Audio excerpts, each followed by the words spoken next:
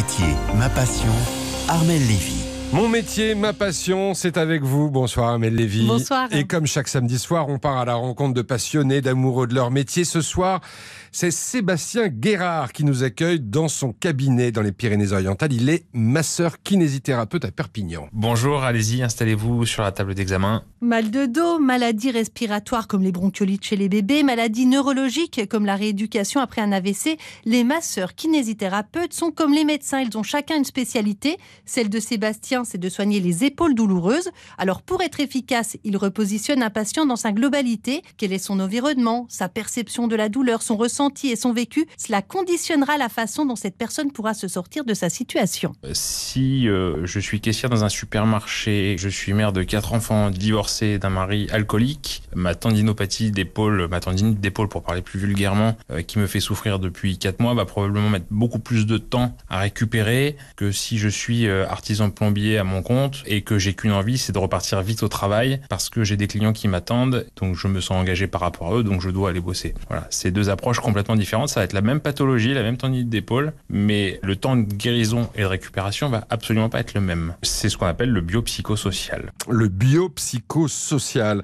Il faut combien d'études pour devenir masseur-kinésithérapeute? 5 années, mais la qualité principale pour exercer ce métier, ce qu'adore surtout Sébastien Guérard, c'est le contact humain. Le plus grand plaisir dans ce métier, effectivement, c'est l'échange, la relation humaine, apprendre à entendre l'autre, apprendre à comprendre l'autre, apprendre à comment il fonctionne et participer à la réparation des corps et à la réconciliation du patient avec son corps, parce que c'est souvent de ça dont il s'agit.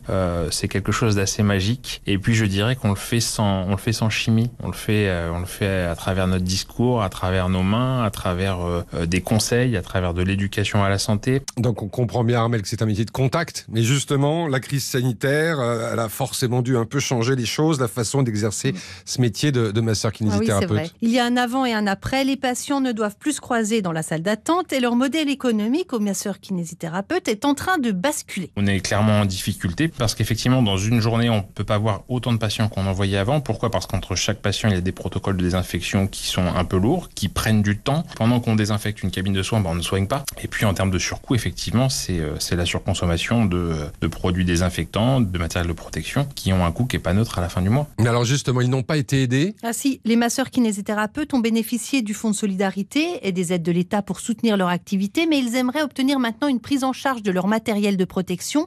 Et ce qu'ils demandent surtout, c'est de pouvoir continuer à entrer dans les maisons de retraite pour soigner leurs patients, ce qui n'a pas été le cas au mois de mars. Un patient sur 2 qui marchait avec une aide technique, par exemple une canne, ne pouvait plus marcher en sortie de confinement. On a appelé ça une épidémie de grabatisation en fait pour ces patients qui pour certains ont été épargnés par la Covid, mais malheureusement ont fini par décéder de cette grabatisation qui s'est cruellement accélérée pendant ces quelques semaines. Et encore aujourd'hui, on est obligé de se battre finalement auprès des tutelles pour leur expliquer, puisqu'actuellement on est en train de reconfiner certains EHPAD, qu'il faut impérativement laisser les kinésithérapeutes intervenir auprès de ces patients. En attendant, depuis une petite quinzaine de jours, les masseurs kinés sont maintenant habilités à effectuer des tests de dépistage du coronavirus auprès de leurs patients. Un patient qui présente les moindres signes finalement de Covid pourrait être dépisté en direct dans le cabinet du kiné, repartir chez lui, s'isoler, confiné en attendant le résultat du test. Et l'objectif étant de briser la chaîne finalement le plus rapidement possible à partir du moment où le patient a été préidentifié comme étant potentiellement porteur du virus. Il faut dire que les 90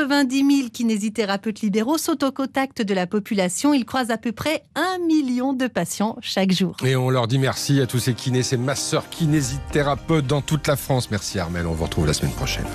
En France, l'UDP fédère l'ensemble des artisans, commerçants et professionnels libéraux. Retrouvez ces entreprises qui sont au cœur de la croissance et de l'emploi sur udp-france.fr.